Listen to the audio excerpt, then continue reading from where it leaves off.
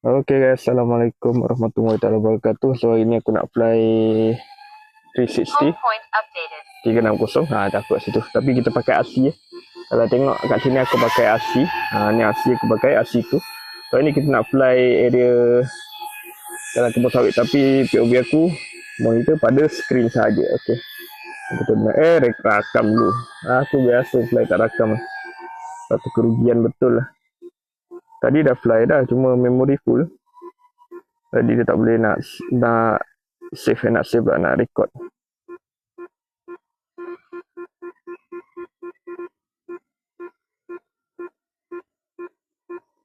Kini aku dah rakam. Kita try main-main pusing-pusing dulu kat sini. Ni sepenuhnya view aku pada skrin monitor RC2 ni. Kalau pakai Google mungkin lagi best lah. Tapi aku tak mahir sangat menggunakan Google tu. Aku guna remote saja.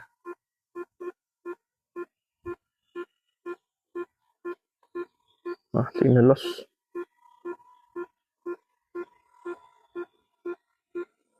Okay, nice.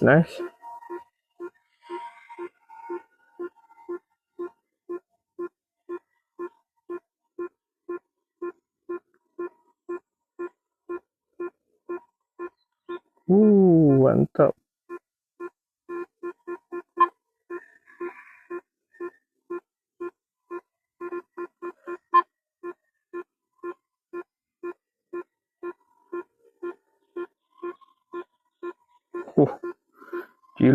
Cilok.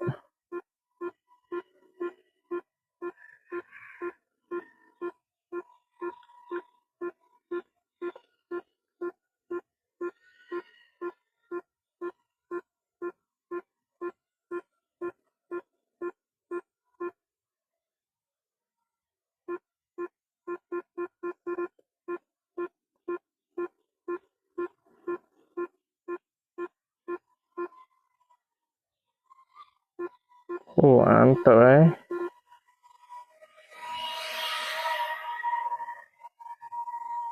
Bini kawal pakai stick je ni.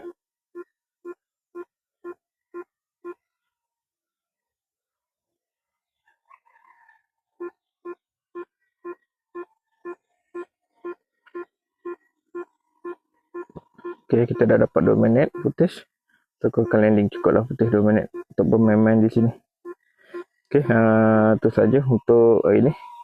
Kita test fly dalam kawasan ladang. Cuma nak ingatkan lah, kalau sebelum fly tu check memori lah, rugi kalau boleh install lah memory card Jadi tak adalah kehilangan footage korang. So ni aku naik lagi tinggi.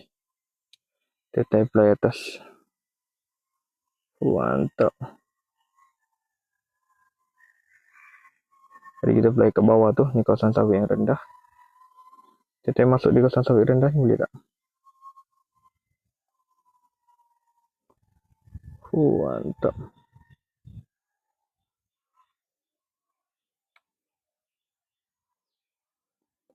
Kat mana aku nak masuk? Ada jalan tak?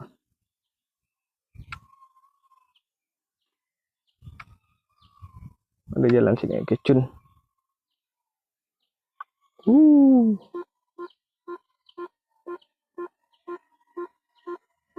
Ada kolam bayu. Seram.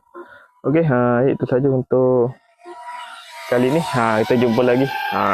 Jadi kita fly santai. Nanti video ni kita tengok. Kalau video dari frame macam mana hasil dia, kita tengok dekat next video lah.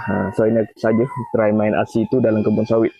Memang syok Okay, baik. Assalamualaikum warahmatullahi wabarakatuh.